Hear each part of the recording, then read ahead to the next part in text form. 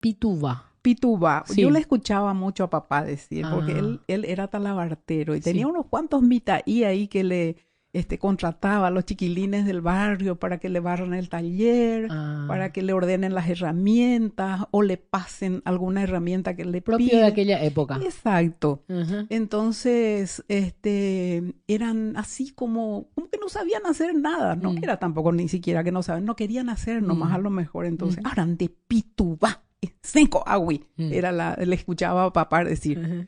Bueno, eso es pitubá, es inútil, Sí. incapaz, Mm. el que no sabe hacer nada. Mm. Guau. Mm.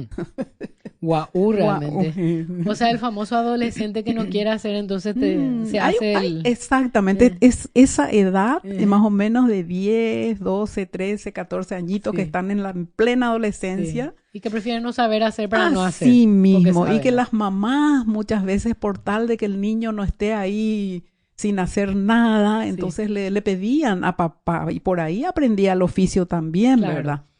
Y entonces era al 2x3 escuchaba de pitubán y Eran otras épocas en las que vos le podías mandar al niño a así andar a hacer mismo. algo, ¿verdad? Sí, sí, Y le hoy pedías al día, vecino, a quien sea, un sí, lugarcito donde pueda aprender así algo. mismo, porque hoy Mm. día creo que las leyes Ya no también permiten. ya no permiten, Igual. ¿verdad? O sea, hay reglas, me Sí, imagino que hay formalidades que sí, hay que cumplir, ¿verdad? sí, sí, así mismo es. Pero en aquella época sí, salían muy buenos El famoso trabajadores. aprendiz. Exacto, Ah, el aprendiz, así ujú. mismo.